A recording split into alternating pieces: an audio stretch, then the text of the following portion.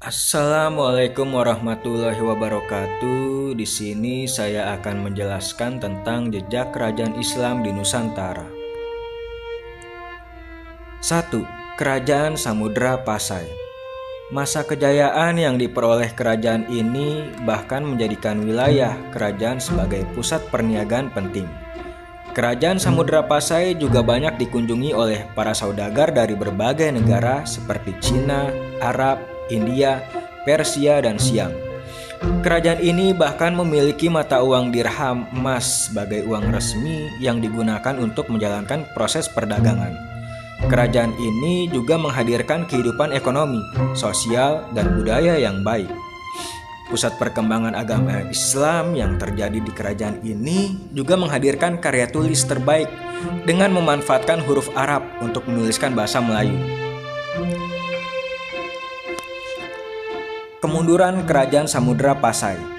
Kemunduran Kerajaan Samudra Pasai terjadi akibat serangan luar yang mengusik kedamaian di wilayah ini. Kerajaan Samudra Pasai yang hanya memiliki daerah kekuasaan di Aceh ternyata banyak mendapat serangan akibat kemakmuran yang dimilikinya. Pasalnya, kerajaan ini akhirnya dihancurkan oleh kekuasaan Portugis. Peninggalan Kerajaan Samudra Pasai. Sedikitnya terdapat 6 peninggalan Kerajaan Samudra Pasai yang dapat menjadi bukti keberadaan kerajaan ini di masa silam. Keenam peninggalan tersebut antara lain lonceng cakradonya, koin dirham, stempel kerajaan, naskah surat-surat Sultan Zainal Abidin, serta makam-makam kuno dari raja dan pembesar kerajaan. 2. Kerajaan Demak. Latar belakang berdirinya Kerajaan Demak suatu ketika Raden Patah diperintahkan oleh gurunya Sunan Ampel dari Surabaya untuk merantau ke barat dan bermukim pada saat itu. Wilayah kekuasaannya mulai memisahkan diri dan saling serang karena merasa sebagai pewaris tahta Majapahit yang sah. Raden Patah yang mendapat dukungan dari Wali Sanga dan Ki Ageng Pengging kemudian diangkat sebagai Bupati Demak oleh Prabu Brawijaya dengan ibu kota di Bintaro. Raden Patah kemudian mengumpulkan para pengikutnya untuk melawan Kerajaan Majapahit. Setelah Kerajaan Majapahit berhasil dikalahkan, Kerajaan Demak resmi berdiri sebagai kerajaan Islam. Ada banyak versi tentang tahun berdirinya Kerajaan Demak. Masa kejayaannya di bawah kekuasaan Sultan Trenggono. Kekuasaan Kerajaan Demak menjadi hebat. Sultan Trengganu berhasil menguasai Sunda, Kelapa setelah merebutnya dari Kerajaan Pajajaran. Raja Demak ini juga berhasil menghalau pasukan Portugis pada tahun 1527. Pada tahun yang sama, berhasil menguasai Tuban, Surabaya, dan Pasuruan. Masa kemundurannya pada tahun 1554, terjadilah pemberontakan dilakukan oleh Adipati Pajang Joko Tingkir atau Hadiwijoyo untuk merebut kekuasaan dari Arya Penangsang. Dalam peristiwa ini, Arya Penangsang dibunuh oleh Sutawijaya, anak angkat Joko Tingkir. Dengan terbunuhnya Arya Penangsang sebagai Raja Demak kelima, maka berakhirlah era Kerajaan Demak. Peninggalan Kerajaan Demak, Pintu Gledek, Masjid Agung Demak, Soko Guru atau Tatal, Beduk dan Kentongan, situs Sekolah Mudu, Makam Sunan Kalijaga, Maksura, Dampar Kencana. 3. Kerajaan Mataram Islam. Latar belakang Kerajaan Mataram Islam. Kerajaan ini diprakarsai oleh Ki Ageng Pemanahan yang kala itu berada di bawah Kerajaan Pajang. Ketika Ki Ageng Pemanahan mangkat pada 1575, Sutawijaya tampil sebagai pengganti dan melakukan perlawanan terhadap Kerajaan Panjang yang kala itu dipimpin oleh Sultan Hadiwijaya. Pasca kemenangan atas Pajang, Kerajaan Mataram resmi berdiri dan Sutawijaya mengangkat dirinya sebagai penguasa baru di Jawa bagian tengah dengan gelar Panembahan Senopati. Peninggalan Kerajaan Mataram Islam yaitu Masjid Kota Gede, Meriam Segarawana dan Siuh Brata, Pertapaan Kembang Lampir, Kitab Sastra Gending, Pasar Legi Kota Gede, rumah tradisional, peninggalan lainnya seperti tradisi membakar peninggalan orang yang meninggal. tradisi Kalang Obong. Makanan khas Kota Gede bernama kue kipo, teknik kerajinan perak. 4.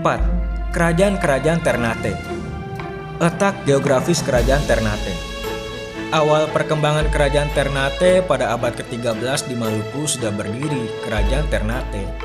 Ibu kota kerajaan Ternate terletak di Sampalu atau Pulau Ternate. Para pedagang asing datang ke Ternate menjual barang perhiasan, pakaian, dan beras untuk ditukarkan dengan rempah-rempah.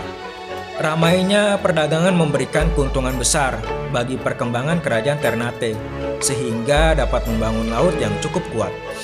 Hasil kebudayaan yang cukup menonjol dari kerajaan Ternate adalah keahlian masyarakatnya membuat kapal, seperti kapal kora-kora. Kemunduran kerajaan Ternate. Kemunduran kerajaan Ternate disebabkan karena diadu domba dengan kerajaan Tidore yang dilakukan oleh bangsa asing, yaitu Portugis dan Spanyol, yang bertujuan untuk memonopoli daerah penghasil rempah-rempah tersebut. Setelah Sultan Ternate dan Sultan Tidore sadar bahwa mereka telah diadu domba oleh Portugis dan Spanyol, mereka kemudian bersatu dan berhasil mengusir Portugis dan Spanyol keluar Kepulauan Maluku.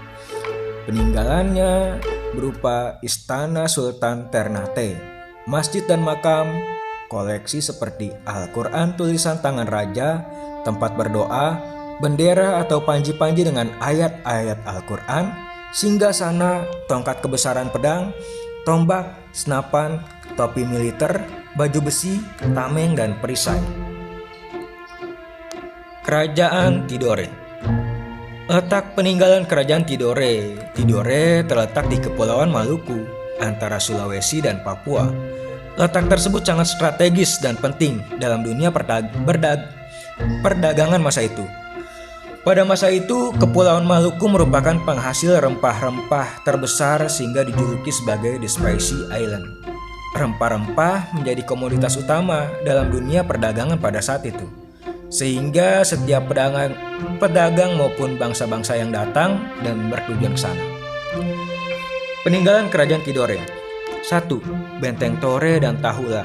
2. Kadato Kie atau Istana Kie. 3. Keraton Tidore. 6. Kerajaan Banten. Kerajaan Banten terletak di wilayah Banten, di ujung barat Pulau Jawa. Kerajaan Banten meliputi wilayah sebelah barat pantai Jawa sampai ke Lampung. Daerah ini sebelumnya merupakan daerah tetangga Kerajaan Pajajaran, yang dalam cerita Parahyangan dikenal dengan nama Wahanten Girang. Letak dasar Kerajaan Banten adalah Syarif Hidayatullah atau Sunan Gunung Jati. Raja-raja yang memerintah Sultan Hasanuddin, Maulana Yusuf, Maulana Muhammad, Pangeran Ratu, Abdul Mufakir, Sultan Ageng Tirtayasa. Peninggalan Kerajaan Banten berupa Masjid Agung Banten, Istana Keraton Suro Sowan, Istana Keraton Kaibon, Benteng Spilwich, Danau Tasikar, Vihara Avalokitesvara, Mariam Ki Amuk. 7. Kerajaan Goa Talo. Kerajaan Goa dan Talo ini berada pada wilayah strategis karena pada masa itu terjadi ramai sekali perdagangan internasional hingga pantas saja hal ini yang membuat bangsa-bangsa Eropa ingin menundukkan wilayah kerajaan ini. Selain dengan wilayahnya yang strategis, daerah dapat diketahui bahwa barang komoditinya ialah beras putih. Bahan makanan lainnya daging dan juga kapur barus hitam. Namun meskipun demikian, daerah kerajaan ini lebih terkenal karena dijadikan sebagai pelabuhan transit perdagangan antara Indonesia bagian barat dengan Indonesia bagian timur. Peninggalan kerajaan Goa Talo berupa Istana Bala Lampoa, Masjid Katangka, Benteng Ujung Pandang. Sekian presentasi dari saya dan terima kasih. Wassalamualaikum warahmatullahi wabarakatuh.